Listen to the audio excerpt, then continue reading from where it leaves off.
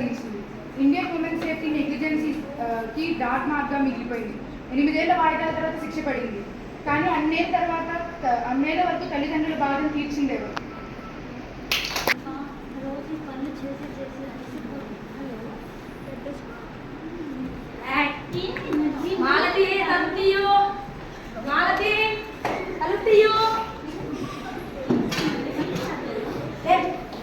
తల్లిదండ్రుల దగ్గర నుంచి కట్నం తీసుకురావంటే తీసుకురావు.